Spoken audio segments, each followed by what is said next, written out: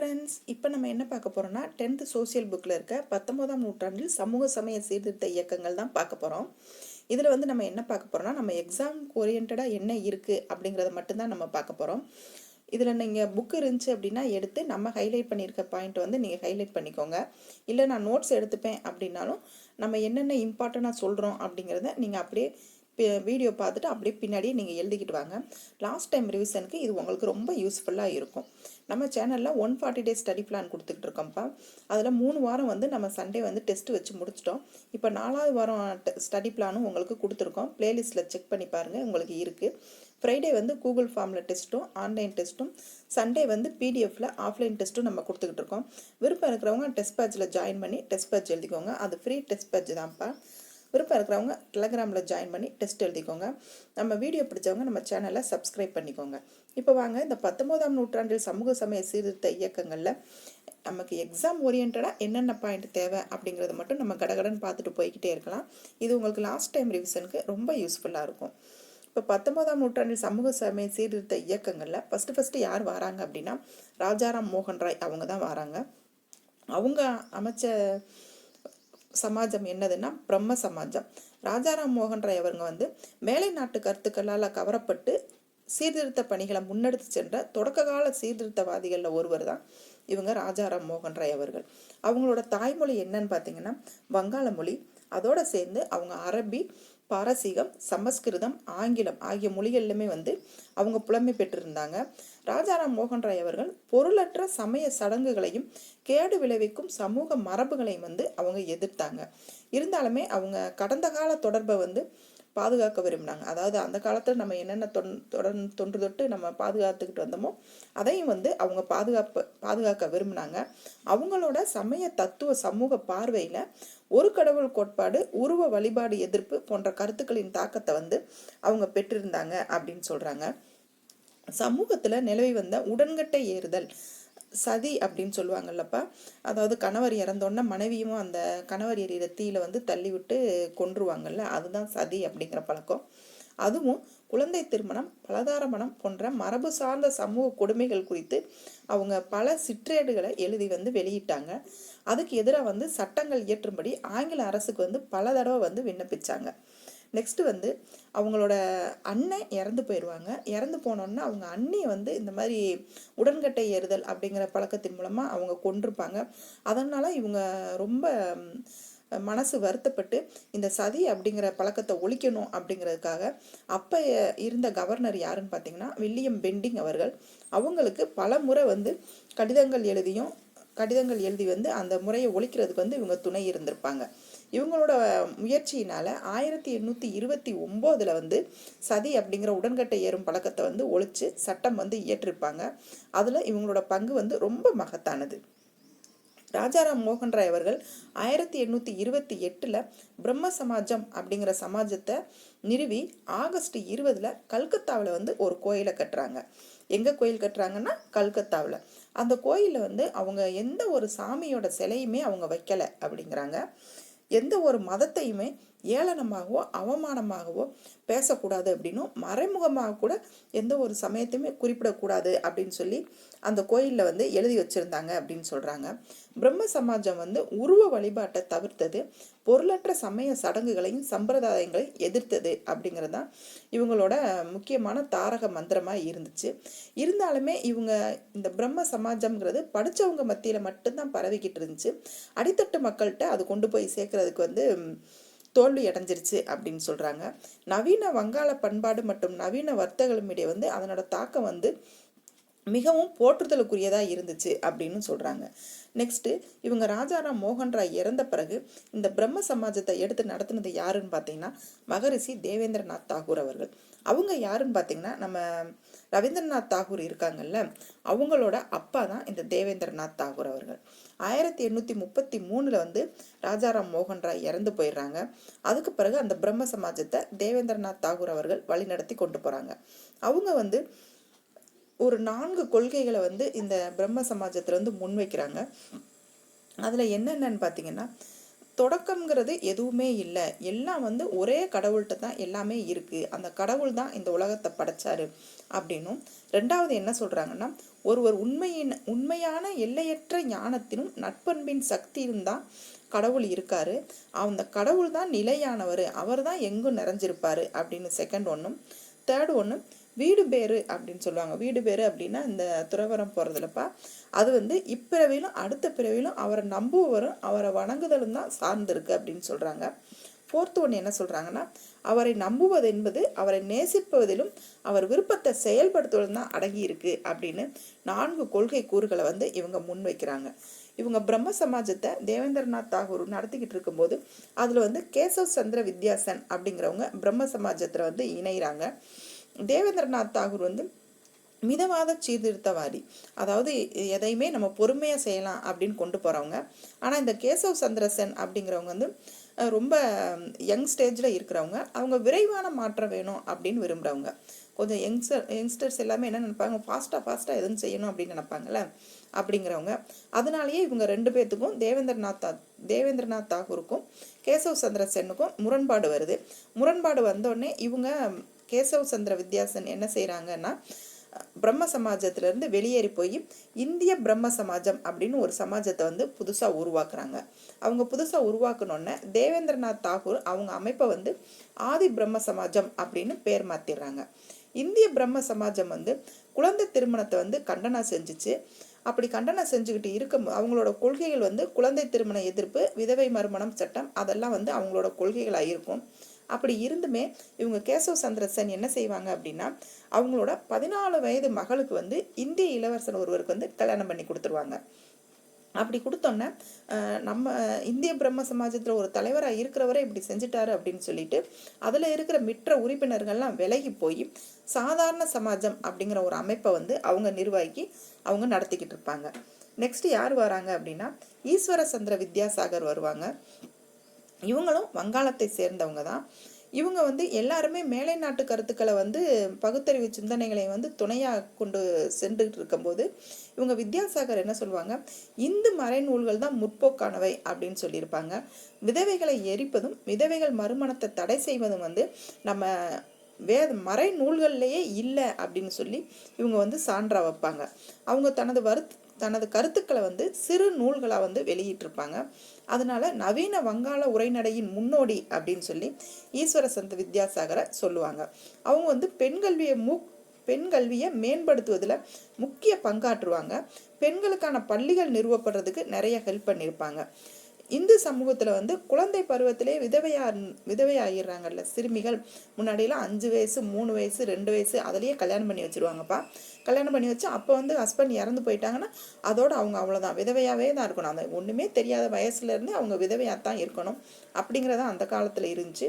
அதெல்லாம் எதிர்த்து போரிட்டவங்க தான் இந்த சமூக சீர்திருத்தவாதிகள். அதில் வந்து முக்கியமான பங்கு இந்த ஈஸ்வர சந்திர வித்யாசாகரை சாரும். ஏன் அப்படின்னா, அவங்க தலைமையில் தான் நிறைய இயக்கங்கள் நடத்தி 1856 வந்து மறுமண சீர்திருத்த சட்டம் அப்படிங்கிறத இயற்றுறதுக்கு வந்து ரொம்ப ஹெல்ப்ஃபுல்லாக இருந்தாங்க. இந்த மறுமண சீர்திருத்த சட்டம் என்னது அப்படின்னா, விதவைகள் மறுமண சட்டம் தான் இந்த மறுமண சீர்திருத்த சட்டம். எப்போ இயற்றுனாங்கன்னா 1856. 1860 முதன்முறையாக வந்து திருமண வயது சட்டம் அப்படிங்கிறது இயற்றிருப்பாங்க. அதுக்கு காரணமாக யார் இருந்திருப்பாங்கன்னு பார்த்தா ஈஸ்வர சந்திர வித்யாசாகர் தான். அப்போ 1860 திருமண வயது சட்டம் இயற்றும் போது வயது என்னவா இருந்துச்சு அப்படின்னா 10 வயசாக தான் இருந்திருக்கும். இது வந்து அதுக்கப்புறம் வந்து 1891 12 வயசு ஆக்கியிருப்பாங்க. 1925 13 வயசு ஆக்கியிருப்பாங்க. அப்போ பாருங்க, 1860 10 வயசாக இருந்துச்சு. அதுக்கப்புறம் 1891 தான் 12 வயசு ஆக்குறாங்க. 1925 13 உயர்த்திருக்காங்க. அப்படியுமே இந்த 1929 திருமண வயது ஒப்புதல் கமிட்டி வந்து என்ன சொல்றாங்க அப்படின்னா, இச்சட்டம் வந்து காகிதத்தில் மட்டும்தான் இருந்தது. நீதிபதிகளும் வழக்கறிஞரும் ஒரு சில படித்த மனிதர்கள் மட்டும்தான் அதை பற்றின அறிவை பெற்றிருந்தாங்க. மக்களோட வந்து இந்த சட்டங்களோட விழிப்புணர்வு வந்து கொண்டு சேரலை அப்படின்னு வருத்தத்தோட சொல்லியிருப்பாங்க. நெக்ஸ்ட் பாருங்க, பிரார்த்தனை சமாஜம். இந்த பிரார்த்தனை சமாஜம் வந்து எந்த பகுதியில் உருவாச்சு அப்படின்னா, மகாராஷ்டிரா பகுதியில் தான் உருவாயிருக்கும். 1867 பம்பாயில் நிறுவப்பட்ட அமைப்பு தான் இந்த பிரார்த்தனை சமாஜம் அப்படிங்கிறது. இதை யார் நிறுவியிருப்பாங்கன்னு பார்த்தீங்கன்னா, ஆத்மராம் பாண்டுரங் அப்படிங்கிறவங்க தான் நிறுவியிருப்பாங்க. இந்த பிரார்த்தனை சமாஜம் நீங்கள் எப்படி ஞாபகம் வச்சுக்கிறீங்கன்னா, ஆத்மார்த்தமாக நம்ம பிரார்த்தனை பண்ணணும் அப்படின்னு ஞாபகம் வச்சுக்கோங்க. 6 மணிக்கு எந்திரிச்சு குளிச்சு முடிச்சுட்டு 7 மணிக்கெலாம் நம்ம பிரார்த்தனை பண்ண கோயிலுக்கு போயிடணும் அப்படின்னு ஞாபகம் வச்சுக்கோங்க. இதோட இந்த பிரார்த்தனை சமாஜோட முக்கியமான மேன்மை மிக்க உறுப்பினர்கள் 2 பேர் யாருன்னு பார்த்தீங்கன்னா ஆர்சி பண்டர்கர், நீதிபதி மகாதேவ் கோவிந்த் ரானடே. இவங்க 2 பேரும் தான் இந்த பிரார்த்தனை சமாஜத்தோட முக்கியமான உறுப்பினர்கள் அப்படின்னு சொல்கிறாங்க. அவங்க தான் இந்த பிரார்த்தனை சமாஜத்தை முன்னெடுத்து கொண்டு போனாங்க அப்படின்னு சொல்கிறாங்க. இந்த மகாதேவ் கோவிந்த் ரானடே அவங்க விதவை மறுமண சங்கம் அப்படின்னு 1861லையும், பூனே சர்வானிக் சபா அப்படிங்கிறது 1870லையும், தக்கான கல்விக் கழகம் 1884லையும் ஒரு அமைப்பை வந்து நிறுவி அதை வந்து வழிநடத்தி கொண்டு சென்றாங்க அப்படிங்கிறாங்க. விதவை மறுமண சங்கம் அப்படின்னு 1861பா. விதவை மறுமண சட்டம்னு பார்த்தீங்கன்னா 1829. அதை கவனமாக பிரித்து ஞாபகம் வச்சுக்கோங்க. சரி, 1856 விதவை மறுமண சீர்திருத்த சட்டம் பார்த்தீங்கன்னா 1856. விதவை மறுமண சங்கம்னு பார்த்தீங்கன்னா 1861. அப்போ சங்கம் ஆரம்பிக்க முன்னாடியே வந்து அவங்க சட்டம் போட்டுட்டாங்க அப்படின்னு ஞாபகம் வச்சுக்கோங்க. நெக்ஸ்ட் பாருங்க, சுவாமி தயானந்த சரஸ்வதி அவங்க வந்து ஆரிய சமாஜம் அப்படிங்கிறத 1875 வந்து அவங்க நிறுவியிருப்பாங்க. இவங்க யாருன்னு பார்த்தீங்கன்னா பஞ்சாப்ல நிறுவியிருப்பாங்க. மேலை கங்கை சமவெளியில் அலைஞ்சு திரிஞ்சுக்கிட்டு இருந்த இவங்க சுவாமி தயானந்த சரஸ்வதி அவங்க வந்து தனது கருத்துக்களை போதிப்பதற்காக பஞ்சாப்லேயே தங்கியிருப்பாங்க. அப்போது அவங்களுடைய நூலான சத்யார்த்த பிரகாஷ் அப்படிங்கிறது நிறைய பேர் அதை படிச்சிருப்பாங்க. அதில் வந்து இவங்க குழந்தை திருமணம், விதவை மறுமண எதிர்ப்பு போன்ற பழக்க வழக்கங்கள் வந்து முன்னாடிலாம் எப்படி இருந்திருக்கும் அப்படின்னா அயல் நாட்டுக்கு போனாலே தீட்டு அப்படின்னு சொல்லியிருப்பாங்க. அதெல்லாம் வந்து மறைநூல்களில் இல்லை அப்படின்னு சொல்லி அவங்க எடுத்து சொல்லியிருப்பாங்க. ஒரு கடவுள் வழிபாடு, உருவ வழிபாடு நிராகரித்தல், பிராமணர் மேலாதிக்கம் செலுத்தும் சடங்குகள், சமூக நடைமுறைகள் எல்லாத்தையுமே வந்து இவங்க மறுத்திருப்பாங்க. ஆரிய சமாஜம் அப்படிங்கிறது இந்து மதத்தில் இருந்த மூட நம்பிக்கைகளை இந்து சமயத்தில் இருக்க மூட நம்பிக்கைகளை மறுத்தது. ஆரிய சமாஜத்தோட முழக்கம் என்னன்னு பார்த்தீங்கன்னா வேதங்களுக்கு திரும்புவோம் அப்படிங்கிறதா இந்த ஆரிய சமாஜத்தோட முழக்கமாக இருந்துச்சு. இவங்க வந்து சுத்தி இயக்கம் அப்படிங்கிற ஒரு இயக்கத்தை வந்து ஆரம்பிச்சாங்க. அதனோட நோக்கம் என்னவா இருந்துச்சு அப்படின்னா, நம்ம இந்துக்கள்லேருந்து இஸ்லாமியராகவும் கிறிஸ்தவமாகவும் மதம் மாறி இருப்பாங்களே அவங்கள மறுபடியும் இந்துக்களாகவே மாற்றுறதுக்காக அமைக்கப்பட்டது தான் இந்த சுத்தி இயக்கம் அப்படிங்கிறது. அதுக்கப்புறம் யார் வராங்க அப்படின்னு பார்த்தீங்கன்னா ராமகிருஷ்ண பரமஹம்சர் அவங்க தான் வராங்க.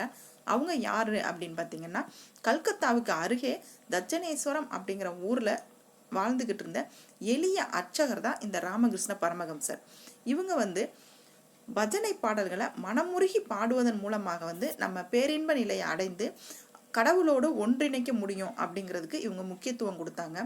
புனித கடவுளான காளியோட தீவிர பக்தராக தான் இவங்க ராமகிருஷ்ண பரமஹம்சர் அவங்க வந்து இருந்தாங்க. இவங்க ஜீவன் என்பதே சிவன் அப்படிங்கிற கூற்றை வந்து இவங்க சொன்னாங்க. அது என்ன மீனிங் அப்படின்னா, வாழ்கின்ற அனைத்து உயிர்களுமே இறைவன் தான், நீங்கள் மனிதர்களுக்கு செய்யும் சேவையே கடவுளுக்கு செய்யும் சேவை அப்படின்னு சொன்னது யார் அப்படின்னா ராமகிருஷ்ண பரமஹம்சர் அவர்கள் தான். Next Ramakrishna mission.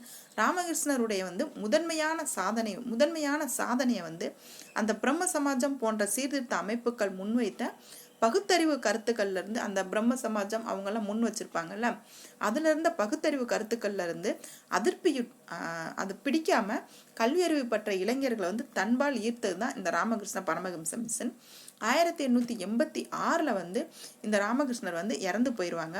அதுக்கப்புறம் அவங்களுடைய சீடர்கள் வந்து ஒரு மதம் சார்ந்த சமூக அமைப்பாக வந்து இந்த ராமகிருஷ்ணருடைய போதனைகளை வந்து இந்தியாவிலையும் உலகில் ஏனைய பகுதிகளையும் அவங்க பரப்பிக்கிட்டு இருந்திருப்பாங்க. இந்த ராமகிருஷ்ண மிஷன் வந்து நிறுவுறதுக்கு முக்கியமான ஆளாக யார் இருப்பாங்கன்னா சுவாமி விவேகானந்தர் அவங்க தான் இருந்திருப்பாங்க. அவங்க தான் வந்து இதை வந்து நிர்வகித்து கொண்டு போய்கிட்டு இருப்பாங்க. இந்த ராமகிருஷ்ண மிஷன் வந்து சமய செயல்பாடுகளோடு மட்டும் இல்லாமல் மக்களுக்கு கல்வியறிவு வழங்குவது, மருத்துவ உதவி, இயற்கை சீற்றங்கள்லேருந்து நிவாரண பணிகளை வந்து மேற்கொள்வது அப்படிங்கிற சமூக பணிகளையும் வந்து இந்த ராமகிருஷ்ண மிஷன் வந்து செஞ்சுக்கிட்டு இருக்கோம். இவங்க சுவாமி விவேகானந்தர் யார் அப்படின்னு பார்த்தீங்கன்னா அவங்களோட ஃபுல் நேம் என்னன்னு பார்த்தீங்கன்னா நரேந்திரநாத் தத்தா அப்படிங்கிறது தான் அவங்களுடைய பேர். ராமகிருஷ்ண பரமஹம்சருடைய முதன்மை சீடர் அவங்க யாருன்னா இந்த விவேகானந்தர் அவர்கள் தான். இவங்க படித்த இளைஞர்களான இவர் வந்து ராமகிருஷ்ணனுடைய கருத்துக்களால் கவரப்பட்டு வந்து இந்த ராமகிருஷ்ண மிஷனில் வந்து சேர்ந்திருப்பாங்க. இவங்க மனித குலத்திற்கு தொண்டு செய்தல் அப்படிங்கிற கோட்பாட்டை தான் இவங்க பரிந்துரைச்சிருப்பாங்க. இந்து சமூகத்திலிருந்து புத்துயிர் அளிக்க இந்திய இளைஞர்களுக்கு வந்து அறைகூவல் விடுத்திருப்பாங்க. இவங்களோட சிந்தனைகள்னால எப்படி இருந்துச்சு அப்படின்னா, இளைஞர்கள் தாழ்வு மனப்பான்மை கொண்டிருந்த இளைஞர்களுக்கும் இந்தியர்களுக்கும் வந்து அது ஒரு தன்னம்பிக்கை ஊட்டுவதாக வந்து இருந்துச்சு. இவங்க 1893 சிகாகோவில் நடைபெற்ற உலக சமய மாநாட்டில் இந்து சமயம் பற்றியும் பக்தி மார்க்க தத்துவம் பற்றியும் இவங்க வந்து ஒரு சொற்பொழிவாற்றிருப்பாங்க. அந்த சிகாகோ மாநாட்டில் தான் பிரதர்ஸ் அண்ட் சிஸ்டர்ஸ் அப்படின்னு பேசியிருப்பாங்க. அது இவங்களுக்கு பெரும் புகழை வந்து ஈட்டி கொடுத்துருக்கோம். இவங்களோட கருத்துக்களால் வந்து வங்க பிரிவினையின் போது வந்து சுதேசி இயக்கத்தில் ஏராளமான இளைஞர்கள் வந்து பங்கேற்றிருப்பாங்க. நெக்ஸ்ட் பாருங்க, பிரம்மஞான சபை. இந்த பிரம்மஞான சபையை யார் தோற்றுவிச்சாங்கன்னு பார்த்தீங்கன்னா, மேடம் ஹெச்பி பிளாவஸ்கி, கர்னல் ஹெச்எஸ் ஆல்கார்ட் அப்படிங்கிறவங்க தான் இந்த பிரம்மஞான சபையை அமெரிக்காவில் நிறுவியிருப்பாங்க. 1886 வந்து இந்தியாவில் சென்னையில் அடையாருக்கு வந்து இது மாற்றிருப்பாங்க. இந்த பிரம்மஞான சபை வந்து இந்துவோட செவ்வியல் நூல்களையும் அதாவது உபநிடதங்கள், பகவத்கீதை இதெல்லாம் படிப்பதுக்கு வந்து அவங்க உற்சாகம் ஊட்டுனது அப்படின்னு சொல்றாங்க. பௌத்தம் வந்து புத்துயிர் பெறுவதில் வந்து இந்த பிரம்மஞான சபை முக்கியமான பங்காற்றிடுச்சு அப்படின்னு சொல்றாங்க. இதுல வந்து அவங்க ஆள்காட்டு இறந்த பிறகு இந்த பிரம்மஞான சபைக்கு தலைவராக யார் ஆகுறாங்கன்னா, அன்னிபெசன்ட் அம்மையார் அவர்கள் தான் ஆகுறாங்க. அவங்க அயர்லாந்துல தன்னாட்சி இயக்கம் அப்படிங்கிற ஒரு அமைப்பை வந்து அவங்க நடத்திக்கிட்டு இருப்பாங்க. அந்த தன்னாட்சி இயக்கம் மாதிரியே நம்ம இந்தியாவுக்கும் தன்னாட்சி வழங்கணும் அப்படின்னு சொல்லி அவங்க வேண்டுகோள் விடுப்பாங்க. அவங்களோட பத்திரிகை என்னன்னு பார்த்தீங்கன்னா, நியூ இந்தியா காமன்வெல்த் அப்படிங்கிற செய்தித்தாள் தான். அது மூலயமா வந்து இவங்க இந்த பிரம்மஞான சபையோட கருத்துக்களை வந்து அவங்க பரப்பிக்கிட்டு இருப்பாங்க. இதை எப்படி ஞாபகம் வச்சுக்கிறீங்கன்னா, அன்னிபெசன்ட் அவர்கள் வந்து அயர்லாந்துலேருந்து இந்தியாவுக்கு வந்து நியூவாக ஏதாவது செய்யணும் அப்படின்னு சொல்லிட்டு வந்தாங்க அப்படின்னு ஞாபகம் வச்சுக்கோங்க. நெக்ஸ்ட் ஜோதிபா பூலே அவர்கள். இவங்க யாருன்னு பார்த்தீங்கன்னா, 1827 மகாராஷ்டிராவில் வந்து பிறந்திருப்பாங்க. 1852 ஆண்டு வந்து ஒடுக்கப்பட்டோருக்கான முதல் பள்ளியை வந்து பூனாவில் திறந்திருப்பாங்க. எப்போ திறந்தாங்கன்னு பாருங்க, 1852. 2 பேராக இருந்தாலும் சரி படிக்கிறதுக்கு வந்து சேருங்க அப்படின்னு சொல்லி ஒடுக்கப்பட்டோருக்கு முதல் பள்ளியை பூனாவில் திறந்தாங்க. அதில் இவங்க ஒய்ஃபு சாவித்திரிபாய் பூலே தான் டீச்சராகவும் வச்சுருப்பாங்க. அப்போ பாருங்க, அந்த காலத்தில் பெண்களுக்கு எந்த முன்னுரிமையும் கொடுக்காத காலத்தில் தனது மனைவியவே வந்து அவங்க ஒரு டீச்சராக ஆசிரியராக வச்சுருக்காங்க அப்படிங்கிறது எவ்வளவு நம்ம வரவேற்கத்தக்க விஷயம் அப்படிங்கிறத யோசனை பண்ணி பாருங்க. இவங்க சத்திய சோதக் சமாஜ் அப்படிங்கிற அமைப்பை வந்து நிறுவியிருப்பாங்க. அதோட மீனிங் என்னன்னு பார்த்தீங்கன்னா, உண்மை நாடுவோர் சங்கம். இதில் வந்து பிராமணர் அல்லாத மக்களும் வந்து சுயமரியாதையோடும் குறிக்கோளோடும் வாழ தூண்டுவதற்கு வந்து இதை வந்து இவங்க நிறுவினாங்க. இவங்க குழந்தை திருமணத்தை எதிர்த்திருப்பாங்க, விதவை மறுமணத்தை வந்து ஆதரிச்சிருப்பாங்க. இவங்களோட மனைவி சாவித்திரிபாய் பூலே வந்து ஒடுக்கப்பட்ட மக்களின் பெண்கள் முன்னேற்றத்திற்காகவே தங்கள் வாழ்க்கை வந்து 2 பேருமே வந்து இவரும் இவரோட மனைவியும் வந்து அர்ப்பணிச்சிருப்பாங்க. இந்த ஜோதிபா பூலே வந்து பெற்றோர் அல்லாத குழந்தைகளுக்கு விடுதியையும் விதவைகளுக்கான காப்பகங்களை வந்து இவங்க உருவாக்கியிருப்பாங்க. அவங்க எழுதிய நூல் என்னன்னு பார்த்தீங்கன்னா குலாம்கிரி. அதோட மீனிங் என்னன்னு பார்த்தீங்கன்னா அடிமைத்தனம். அதில் வந்து இவங்களோட பெரும்பாலான தீவிர கருத்துக்களை வந்து இவங்க கூறியிருப்பாங்க. அப்போ ஜோதிபா பூலே பற்றி நீங்கள் 2 தான் தெரிஞ்சுக்கணும். சத்திய ஜோதக் ஜமாஜ் அப்படிங்கிற உண்மை நாடுவோர் சங்கம் அப்படிங்கிறத வந்து அவங்க நிறுவனாங்க. அது எதுக்காகன்னு பார்த்தீங்கன்னா, பிராமணர் அல்லாத மக்களும் சுயமரியாதையோடும் குறிக்கோளோடும் வாழ்றதுக்காக அதை நிறுவனாங்க. குலாம்கிரி அப்படிங்கிறது அடிமைத்தனம்ங்கிறது அவங்களுடைய நூல். அதில் வந்து அவங்களுடைய தீவிர கருத்துக்களை வந்து அவங்க சுருக்கமாக கூறுனாங்க அப்படின்னு சொல்கிறாங்க. நெக்ஸ்ட் யாருன்னு பாருங்க, நாராயண குரு அவர்கள். இவங்க கேரளாவில் ஏழை பெற்றோருக்கு வந்து மகனாக பிறந்தாங்க. மலையாளம், சமஸ்கிருதம், தமிழ் ஆகிய மொழிகளில் வந்து அறிஞராகவும் கவிஞராகவும் இவங்க இருந்தாங்க அப்படின்னு சொல்கிறாங்க. இவங்க வந்து அதிகமான ஜாதி கொடுமைகளையும் ஒடுக்கப்பட்ட மக்கள் படும் துன்பங்களையும் கண்டு மனம் வெதும்பி அதனோட மேம்பாட்டிற்காக தன் வாழ்க்கையை அர்ப்பணிச்சவங்க யாருன்னு பார்த்தீங்கன்னா, இந்த நாராயண குரு அவர்கள். ஸ்ரீ நாராயண தர்ம பரிபாலன யோகம் அப்படிங்கிற அமைப்பை வந்து இவங்க உருவாக்கியிருப்பாங்க. அருவிபுரம் அப்படிங்கிற ஊரில் ஒரு பெரிய கோயிலை கட்டி அதை வந்து அனைவருக்குமே வந்து அவங்க அர்ப்பணிச்சிருப்பாங்க. நீங்கள் நாராயண குருன்னு பார்த்தீங்கன்னா அப்போ 2 தான்ப்பா. ஸ்ரீ நாராயண தர்ம பரிபாலன யோகம் அப்படிங்கிற அமைப்பை வந்து நிறுவியிருப்பாங்க. அருவிபுரத்தில் வந்து ஒரு கோயிலை வந்து கட்டியிருப்பாங்க. இது 2 மட்டும்தான் அவங்களுடைய பாயிண்ட்டு. இவங்க வந்து இதை யாரை வந்து முன்னெடுத்து சென்றாங்க அப்படின்னா, குமாரன் ஆசான், டாக்டர் பால்பு அப்படிங்கிற சிந்தனையாளர்களும் எழுத்தாளர்கள் வந்து இந்த இயக்கத்தை வந்து முன்னெடுத்து சென்றாங்க அப்படின்னு சொல்றாங்க. நெக்ஸ்ட் யாருன்னு பாருங்க, ஐயன்காளி அவர்கள் 1863 திருவனந்தபுரத்துல வெங்கனூர் அப்படிங்கிற பகுதியில இவங்க பிறந்தாங்க. இவங்க பிறந்திருக்கும் போது திருவாங்கூர் அரசின் ஆட்சி பகுதியாக தான் இவங்க இருந்தது. அதுல வந்து சாதிய பாகுபாடு, சாதி எதிர்ப்பு இயக்க தலைவராக வந்து இவங்க மாற்றியதுங்கிறாங்க. அந்த திருவாங்கூர் பகுதியில் வந்து சாதிய பாகுபாடு அதிகமாக இருந்துச்சு. அதை இவங்க குழந்தை பருவத்திலே பார்த்து பார்த்து வளர்ந்ததுனால அதுக்கு எதிராக வந்து நம்ம ஏதாவது செய்யணும் அப்படிங்கிற மனப்பான்மை வந்து இவங்க மனசில் வந்து விதைச்சிச்சு அப்படிங்கிறாங்க. ஸ்ரீ நாராயண குருவால தான் இவங்க ஊக்கம் பெற்றிருப்பாங்க. இவங்க ஐயன்காளிங்கிறவங்க 1907 சாது சன பரிபாலன சங்கம் அப்படிங்கிற ஒரு அமைப்பை வந்து நிறுவியிருப்பாங்க. அது வந்து என்ன மீனிங் பார்த்தீங்கன்னா, ஏழை மக்கள் பாதுகாப்பு சங்கம் அப்படிங்கிற மீனிங் தான். அப்போ ஐயன்காளி அவர்களை பற்றி ஒரே ஒரு பாயிண்ட் தான்ப்பா கொடுத்துருக்காங்க. 1907 சாது சன பரிபாலன சங்கம் அப்படிங்கிற அமைப்பை வந்து உருவாக்குனாங்க அப்படிங்கிறது தான். நெக்ஸ்ட் பாருங்க, இஸ்லாமிய சீர்திருத்த இயக்கங்கள். இந்த இஸ்லாமிய சீர்திருத்த இயக்கங்களை முன்னெடுத்து கொண்டு போனது யாருன்னு பார்த்தீங்கன்னா சர் சையத் அகமது கான். இவங்க வந்து டெல்லியில் உயர்குடியில் வந்து முஸ்லீம் குடும்பத்தில் பிறந்திருப்பாங்க. நமக்கு ஆங்கில கல்வி இல்லாதது தான் இஸ்லாமியர்கள் வந்து முன்னுக்கு வர முடியலை அப்படிங்கிற ஒரு கருத்தை வந்து இவங்க கொண்டு போவாங்க. மேலை நாட்டு அறிவியலையும் அரசு பணிகளையும் இஸ்லாமியர்கள் வந்து ஏற்றுக்கணும், அப்பனா தான் இஸ்லாமியர்களை வந்து முன்னுக்கு கொண்டு போக முடியும் அப்படிங்கிற எண்ணத்தில் இவங்க இருப்பாங்க. அதுக்காக இவங்க அறிவியல் கழகம் ஒன்றை நிறுவி ஆங்கில நூல்களையும், அந்த ஆங்கில நூல்களில் குறிப்பாக அறிவியல் நூல்களையும் வந்து உருது மொழியில் மொழியாக்கம் செஞ்சுருப்பாங்க. முஸ்லீம்ஸ் எல்லாருமே வந்து ஆங்கிலத்தை படிங்க, கவர்மெண்ட் வேலைக்கு வாங்க அப்படின்னு சொல்லி இவங்க அறிவுறுத்தியிருப்பாங்க. அதற்காக அலிகார் இயக்கம் அப்படிங்கிற ஒரு இயக்கத்தை 1875 இவங்க தொடங்கியிருப்பாங்க. அலிகார் நகரில் அலிகார் முகமதிய ஆங்கிலோ ஓரியண்டல் கல்லூரி அப்படிங்கிற காலேஜை வந்து இவங்க நிறுவியிருப்பாங்க. அந்த 1875 நிறுவன காலேஜ் வந்து 1920 பல்கலைக்கழகமாக வந்து உயர்ந்திருக்கும். அப்போ இந்த சர் சையத் அகமது கான் நீங்கள் பற்றி தெரிஞ்சுக்கிறது என்ன அப்படின்னா, 1875 அலிகார் முகமதிய ஆங்கிலோ ஓரியண்டல் கல்லூரி அப்படிங்கிறத நிறுவனாங்க. அது அலிகார் இயக்கத்தை சார்ந்து இருந்தது. 1920 பல்கலைக்கழகமாக வந்து தரம் உயர்த்தினாங்க அப்படின்னு சொல்கிறாங்க. நெக்ஸ்ட் தியோபந்த் இயக்கம். இந்த தியோபந்த் இயக்கம் எப்படின்னு பார்த்தீங்கன்னா, இது ஒரு மீட்சி இயக்கம். தயானந்த சரஸ்வதி வந்து ஆரிய சமாஜம்னு ஒரு மீட்சி இயக்கத்தை ஆரம்பிச்சாங்கல்ல, அவங்க வந்து இந்துக்கள் வந்து கிறிஸ்டினாவும் இஸ்லாமியனாவும் மாறினவங்களும் திரும்ப இந்துக்களுக்கே அழைச்சாங்கல்ல, அதே மாதிரி இந்த தியோபந்த் இயக்கம் அப்படிங்கிறது முஸ்லீம்கள் வந்து பழமைவாத முஸ்லீம்களாகவே இருக்கணும், அவங்க மேலை நாட்டு கருத்துக்களுக்கெல்லாம் போக வேண்டாம், நம்மளோட இஸ்லாமியர்களுக்கு என்னென்ன இருந்துச்சோ அதை அந்த அடிப்படைகளையே நம்ம கற்றுக்கிட்டு இருப்போம் அப்படிங்கிறதுக்காக தான் இந்த தியோபந்த் இயக்கம் வந்து ஆரம்பிச்சிருப்பாங்க. அதை ஆரம்பித்தவங்க யாருன்னா ரஷீத் அகமத் கங்கோத்ரி அப்படிங்கிறவங்களும் முகமது குவாசிம் நானோ தேவி அப்படிங்கிற 2 பேரும் தலைமையில தான் ஆரம்பிச்சிருப்பாங்க. 1866 உத்தரப்பிரதேசத்தில் சஹரன்பூர் அப்படிங்கிற இடத்துல வந்து ஒரு பள்ளியை வந்து நிறுவியிருப்பாங்க. இதில் வந்து இவங்க மேலை நாட்டு பண்பாட்டெல்லாம் புறக்கணித்து உண்மையான இஸ்லாமிய மதத்துக்கு வந்து என்னென்ன கற்றுத்தரணுமோ அதை மட்டுமே இவங்க கற்று கொடுத்துருப்பாங்க.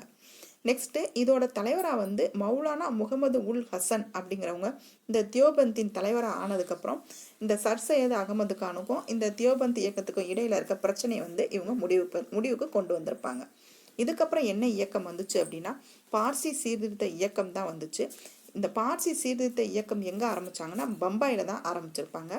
யார் ஆரம்பிச்சாங்கன்னா 1851 பர்துன்ஜி நவ்ரோஜி அப்படிங்கிறவங்க இந்த பார்சி சீர்திருத்த இயக்கத்தை ஆரம்பிச்சிருப்பாங்க.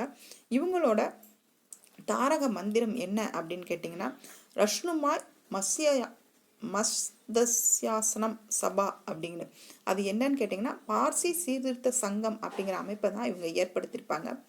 ராஸ்கோப்தார் அப்படிங்கிறது இவங்களோட தாரக மந்திரமாக இருந்தது. ராஸ்கோப்தார் என்னன்னு கேட்டிங்கன்னா உண்மை விளம்பி அப்படிங்கிறது தான் இவங்களோட தாரக மந்திரம். இதை வந்து பெர்ரம்ஜி மல்பாரி அப்படிங்கிறவங்க குழந்தை திருமண பழக்கம் இருக்கு இல்லைங்களா, அதுக்கு எதிராக வந்து சட்டம் இயற்றப்பட வேணும் அப்படின்னு சொல்லி இந்த இயக்கத்தை வந்து முன்னெடுத்து கொண்டு போயிருப்பாங்க. இந்த பார்சி இயக்கத்தில் முக்கியமானவங்க யாருன்னு பார்த்தீங்கன்னா பெரோசா மேத்தா அவர்கள், தீன் வாட்சா அவர்கள் தான் சிறந்த தலைவர்களாக இருந்தாங்க அப்படிங்கிறாங்க. அப்போ இந்த பார்சி இயக்கத்தை பற்றி நீங்கள் முக்கியமாக என்ன தெரிஞ்சுக்கணுன்னா, இது 1851 பர்துன்ஜி நவ்ரோஜி அப்படிங்கிறவங்க பம்பாயில் ஆரம்பித்தாங்க. இவங்களோட தாரக மந்திரம் என்னென்னா ராஸ்ட்கோப்தார் உண்மை விளம்பி அப்படிங்கிறதான் இவங்களோட தாரக மந்திரம். நெக்ஸ்ட்டு சீக்கியர்களின் சீர்திருத்த இயக்கம் பாருங்க. அதில் 2 பேர் இருப்பாங்க, நிரங்கரி நாம்தாரி அப்படிங்கிறவங்க. பஞ்சாப்ல சீக்கிய சமூகத்திற்கான சீர்திருத்தங்களை முன்னெடுத்து சென்றது தான் இந்த நிரங்கரி நாம்தாரி இயக்கம். இந்த நிரங்கரி இயக்கம் யார் நிறுவனாங்கன்னா பாபா தயாள் தாஸ் அப்படிங்கிறவங்க தான் நிறுவனாங்க. நிரங்கரிங்கிறது உருவமற்ற, அதாவது இறை வழிபாடு வேண்டுமென உருவமற்ற இறை வழிபாடு வேண்டும் அப்படின்னு வலியுறுத்தியிருப்பாங்க. சிலை வழிபாடோடு தொடர்புடைய சடங்குகளை வந்து இவங்க மறுத்திருப்பாங்க.